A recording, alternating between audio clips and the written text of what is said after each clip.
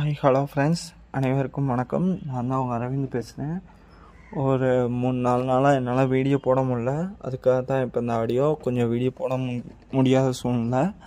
கொஞ்ச நாளைக்கு முன்னாடி நம்ம விஜய் கிருத்திக் அவர் சேனலில் வந்து ஒரு வீடியோ பார்த்துருந்தேன்.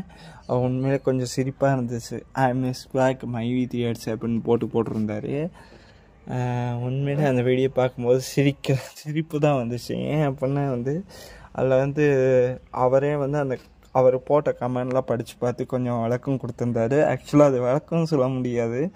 ஏன் அப்படி சொல்கிறேன்னா, அந்த மாதிரி கமெண்ட் போட்டதை வந்து தப்பு. இந்த மாதிரி கொஞ்சம் கூட மனசாட்சி எல்லாம் போட்டிருக்கீங்கள, இதெல்லாம் இந்த மாதிரி போடலாமா, உங்கள் ஃபேமிலியில் ஒருத்தவங்களுக்கு இப்படி நடந்தால் இப்படித்தான் கமெண்ட் போடுவீங்களான்னு கேட்டதுக்கு அதுக்கு பதில் சொல்லுங்கன்னு சொன்னால், அதை விட்டு போட்டு என்னமோ 1ஆம் கிளாஸ் 2ஆம் கிளாஸ் பிள்ளைங்க ரைம்ஸ் படிக்கிற மாதிரி உக்காந்து அதை வாட்சி வேறு காமிக்கிறாரு. நான் இந்த மாதிரி போட்டேன் அப்படின்னு பெருமையாக வேறு வாட்சி காமிக்கிறாரு.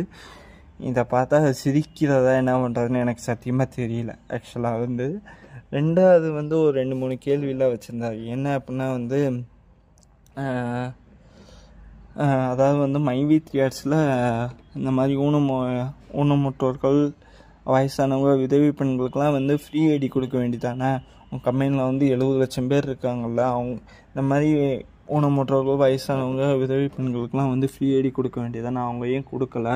உங்களுக்கு வந்து எதுக்கு காசு வாங்கிட்டு இந்த மாதிரி மாத்திரை டப்பாவை கொடுத்துட்டு எதுக்கு வந்து ஐடி போட்டு கொடுத்தாங்க அப்படின்னு சொல்லி கேட்டிருந்தாரு. உண்மையிலே அந்த கேள்வி வந்து பிரில்லியன்ட் கேள்வி தான். ஆக்சுவலாக நான் என்ன சொல்கிறேன், நான் வந்து ஒரு ஊனமுற்றோருங்கிறதுக்காக ஒரு கடையில் போய், ஹோல்சேல் கடையில் போய் நான் ஒரு கடை வைக்க போகிறேன், அதனால் எனக்கு தேவையான பொருள்லாம் ஃப்ரீயாக கொடுங்கன்னு சொல்லி கேட்டால் வந்து அவன் ஃப்ரீயாக தூக்கி கொடுத்துருவானா? 1 லட்சம் 2 லட்சத்துக்கு நான் பொருள் எடுக்க போகிறேன் அப்படின்னா அவன் ஃப்ரீயாக தூக்கி கொடுத்துருவானா? அது நான் வருமானத்துக்காக தான் எடுக்கிறேன். அதுக்காக வந்து நான் ஊனமுற்றோர், வயசானவங்க, விதவை பெண்களுக்காக அவன் ஃப்ரீயாக கொடுத்துருவானா? அது மாதிரி கொடுக்க மாட்டான்ல. சரி, நான் என்ன கேட்குறேன், அடுத்த கேள்வி விஜய் கிருத்திக் நான் உங்களை கேட்குறேன். அவங்க வந்து மைவி தியேட்டர்ஸில் வந்து 70 லட்சம் பேரை வச்சுருந்தோம், அவங்க பண்ணலை. நீங்கள் என்ன பண்ணுங்கள், இந்த மாதிரி ஊனமுற்றோர்கள், வயசானவங்க, விதவை பெண்களுக்கெல்லாம் நீங்கள் வந்து நீங்கள் பில்டர்ஸ் தானே, நீங்கள் ஃப்ரீயாக வீடு கட்டி கொடுக்குறீங்களா? நான் வேணால் எங்கள் அட்ரஸ் எல்லாமே உங்களுக்கு அனுப்புகிறேன், எனக்கு வந்து ஃப்ரீயாக வீடு கட்டி கொடுங்க. உங்களால் வீடு கட்டி கொடுக்க முடியுமா? எத்தனை ஊனமுற்றோர்கள், விதவை பெண்கள்லாம் இருக்காங்க, அவங்களுக்கெல்லாம் வீடு கட்டி கொடுங்க. வயசானவங்களுக்கெல்லாம் நீங்கள் வீடு கட்டி கொடுத்துட்டு அதுக்கப்புறம் நீங்கள் கட்டி கொடுத்துறீங்கிறத சொல்லி நான் வேணால் மைவி தியேட்டர்ஸில் வந்து இந்த மாதிரி பேசுகிறேன் பாருங்கள். ஒரு தனி மனுஷனாக வந்து இவ்வளோ தூரம் வந்து மக்களுக்காக வந்து இந்த மாதிரி பண்ணியிருக்காரு. நீங்கள் இத்தனை லட்சம் பேரை வச்சுட்டு எதுக்காக எங்கள்கிட்ட வந்து காசு வாங்கிட்டு இந்த மாதிரி பண்ணீங்க? நான் வந்து இந்த மாதிரி நீ எங்களுக்கு ஃப்ரீ ஐடி போட்டு கொடுங்கன்னு சொல்லி நான் கம்பெனியில் அந்த மாதிரி காமிச்சு கேட்குறேன். நீங்கள் முதல்ல ஃப்ரீயாக எல்லாத்துக்கும் இந்த மாதிரி முடியாதவங்களுக்கெல்லாம் வீடு கட்டி கொடுங்க. உங்களால் முடியுமா? நான் ஓப்பன் சேலஞ்ச் சொல்கிறேன் இந்த இடத்துல. உங்களால் முடிஞ்சால் எங்களுக்கு வீடு கட்டி கொடுங்க. அடுத்து வந்து பார்த்திங்கன்னா ஒரு முக்கியமான கேள்வி கேட்டிருந்தாரு. அதாவது வந்து வயசானவங்க, ஊனமுற்றோர்கள், விதவை பெண்களுக்கெலாம் வந்து முதலே பணம் போட்டிருக்க வேண்டியதானே, ஏன் வந்து உங்களுக்குலாம் முதல்ல பணம் போடல? ஓஎம்பிஎம்முக்குலாம் எதுக்கு பணம் போட்டாங்க அப்படின்னு சொல்லி கேட்டிருந்தாரு. ஆக்சுவலாக வந்து அந்த ஒரு விஷயந்தான் வந்து என் கம்பெனியில் வந்து ஒரு மிகப்பெரிய விஷயமாக பார்க்கப்படுது. ஏன் அப்படின்னா வந்து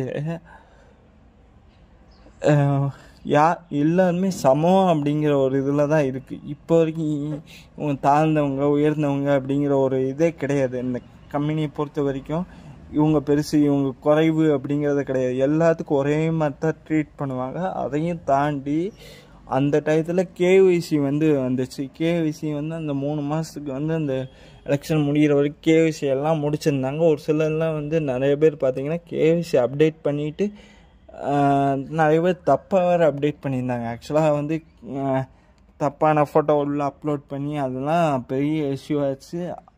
அதனால் அந்த டயத்துக்குள்ளே யாருக்குமே வெரிஃபை பண்ணி முடிக்க முடியல. எல்லோரும் முக்கால்வாசி பேர் தப்பாக பண்ணியிருந்தாங்க. அவங்களுக்குலாம் ரிமூவ் பண்ணி விட்டு திருப்பியும் ஒழுங்காக அவங்களுக்கு ப்ரூஃபை வாங்கி அட்டாச் பண்ணி எல்லாத்துக்கும் வெரிஃபை பண்ணி முடிக்கிறதுக்குள்ளே டைம் ஆயிடுச்சு. அந்த டைமிங்குள்ளே முடிக்க முடியல. அதனால தான் வந்து ஃபஸ்ட்டு இத்தனை நாள் பெண்டிங் நின்றுருக்கு. ஓஎம்பிஎம்லேருந்து வரிசையாக ஒரு பேமெண்ட்டு கூட எடுக்காதவங்களுக்கு நம்ம போட்டு விடுவோம் அப்படிங்கிற ஒரே ஒரு ரீசனுக்காக தான் வந்து போட்டுக்கிட்டு இருந்தாங்க. எஸ்எம் வரைக்கும் வந்தாங்க. அதுக்கப்புறம் ஏன் போட முடியலன்னு உங்களுக்கே தெரியும்.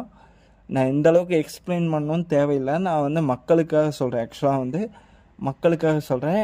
நான் கேட்ட விஷயம் ஒன்றே ஒன்று தான். நீங்கள் வந்து என்ன பண்ணுங்கள், நீங்கள் வந்து மக்களுக்கு வந்து இந்த மாதிரி முடியாதவங்க, வயசானவங்க, விதவை பெண்களுக்கெலாம் வந்து ஃப்ரீயாக வீடு கட்டி கொடுங்க. அதுக்கப்புறம் நீங்கள் மைவி தியேட்டர்ஸ் பார்த்து கேள்வி கேட்கலாம்.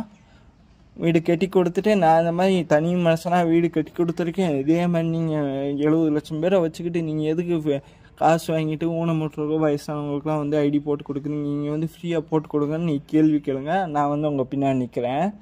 நான் வேணால் உங்களுக்கு முடிஞ்ச என் அட்ரஸை கூட அனுப்புகிறேன். அவங்க ஓகேன்னா சொல்லுங்கள், ஃப்ரீயாக எனக்கு வீடு கட்டி கொடுங்க, சரியா? ஓகே ஃப்ரெண்ட்ஸ், இதைத்தான் ஷேர் பண்ணணுன்னு நினச்சேன். அடுத்தடுத்து கொஞ்சம் ஆடியோ பேசுகிறேன் ஃப்ரெண்ட்ஸ். என்னால் கொஞ்சம் வீடியோ போட முடியாத சூழ்நிலை.